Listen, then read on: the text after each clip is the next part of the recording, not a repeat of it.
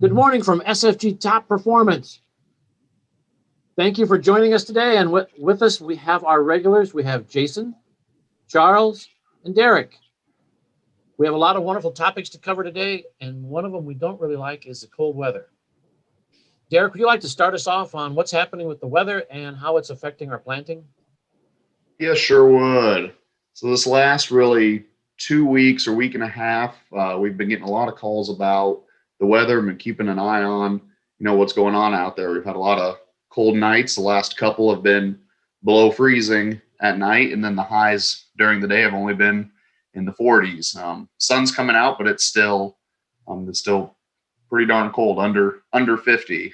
The soil temps the last week and a half, they've got down into the low 40s. They were right at our 50-degree mark that we like to see for planting about a week and a half ago, but this weather stretch has really brought them down in a hurry. So we've been getting a lot of calls about how does that affect planting, or what ramifications do guys have if they put corn in the ground in that kind of weather. So I just wanted to talk about just the first 24 to 48 hours when planting corn and how important it is. We throw around this term called imbibitional chilling a lot, and what that is when we have really cold water that actually gets brought into the seed in the first 24 to 48 hours when corn germinates. And that's what we really want to try to avoid as much as possible, because that can really have negative effects on germination and crop coming up evenly and leafing out correctly and that sort of thing. When we have these really cold water getting brought into the seed, it can make uneven emergence. Plants come up at different times, and we really want all the corn plants in the field to come up within really 24 to 48 hours of each other. Even 2 to 3 days can put a plant behind a leaf stage or two. So we really want to make sure that those crops are coming up at the same time, because if you have a corn plant that's 2 leaf stages or more behind, it's just a weed for the rest of the season. It's already taking yield away. So that's some of the things that we've been talking about, been trying to get guys to wait a little bit, wait for some warmer weather. This week I've been a lot more comfortable with it because we're not really wet. We don't have a terrible amount of moisture out there. So as long as you're not pushing too hard and planting into wet conditions, I mean, the field conditions are dry. It's about perfect for planting. They're just a little bit on the cold side. So we're getting out of this stretch. Last night was the last cool night, it sounds like. So we're getting out of this stretch and should be able to, continue planting. A lot of guys, I think, will cut loose this weekend, and it'll be a big weekend for planting. And I'm comfortable with it, with only having 5 to 6 days of the really cool weather for the corn this year. And I think we're pretty much all good to go from here. The next week weather conditions seem warmer, so we should be able to hit it really hard. Jason, with this cold weather, should we be thinking about doing anything different on burn down spraying, or how does it affect the sprays that we want to use? Yes, there definitely is a little effect in that. Typically, the 1st of April, it's probably time to put your bean praise on. But this year, I walked out of my house this morning and I look out across the bottom and everything's white. So that tells me that the plants probably aren't going to be actively growing and haven't been actively growing. So any 2,4-Ds or Roundup that we may need to do to burn down are not going to work. So there's not a lot of sense in doing a pre until it warms up a little bit, or we're basically wasting our money and going to have to come back with something to kill those winter annuals that are out there. So, after it does warm up here, it looks like some good temperatures hopefully next week. So hopefully in the next couple of weeks here, we'll have some optimum opportunities to get these pre's on. We still need our multiple layers of chemistry out there to get some good residual effects. And we can't afford to let the weeds take over. Every weed out there is costing us money and costing us yield. And it doesn't matter if it's corn or soybeans. And soybeans, as soon as it is warming up and it's probably time to get the pre's on, the corn that's, a lot of corn ground, it's probably not going to emerge real fast. So there's probably plenty of time to get the pre's on before the corn emerges. So it's not anything that we're going to have to rush and do, or you're going to have to rush out and get done right away, because there's lots of opportunity yet on that. It's going to be a couple weeks, Derrick, I'm sure, with the seed coming out of the ground, correct? Yeah, I could easily see. I think we'll see some 3-week corn this year for sure.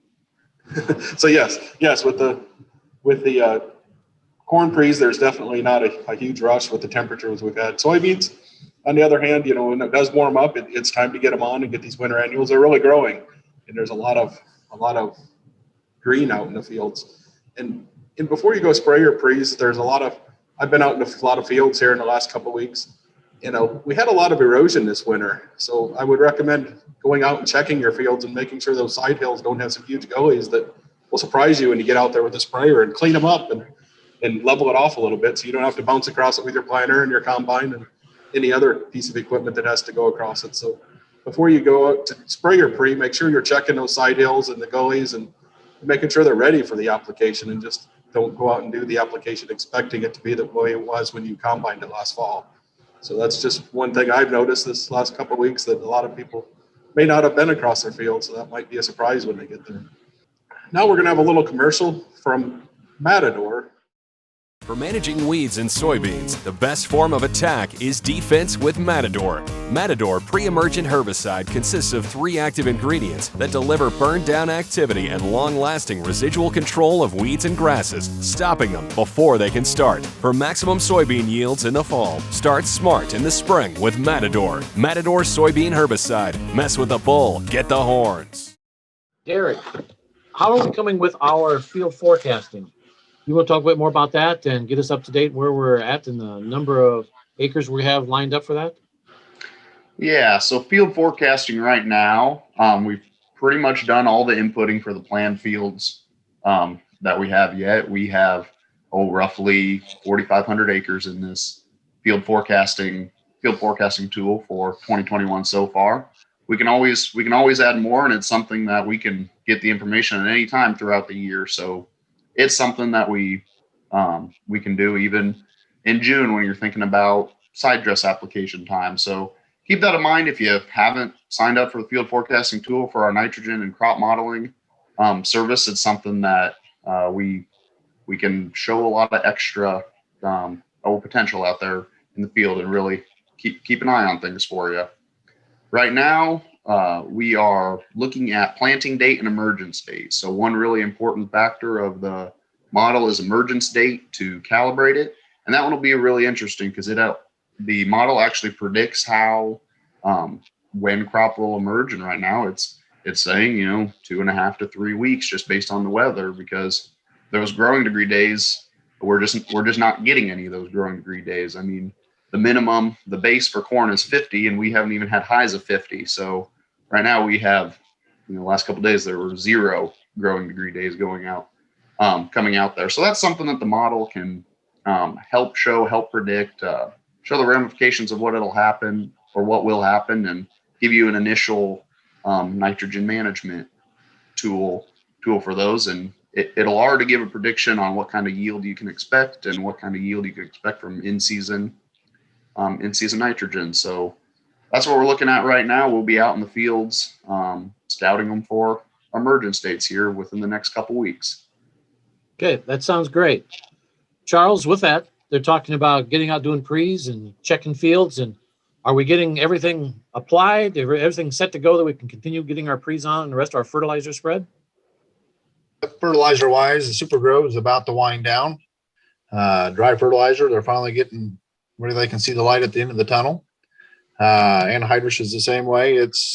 We've got a few fields we're waiting on to dry up on, but if the weather continues to hold like it is, we're going to have that all done. Now the pre's, like I said, we're kind of in a holding pattern. We're trying to do a little bit, but like Jason said, it's kind of pointless to go out and spray a weed that's shivering and it's not going to absorb anything. So, there's some planters rolling around here, but we're kind of in a holding pattern. Like we said, we need to let it warm up so we can actually do a good job killing it. So, aside of that's it.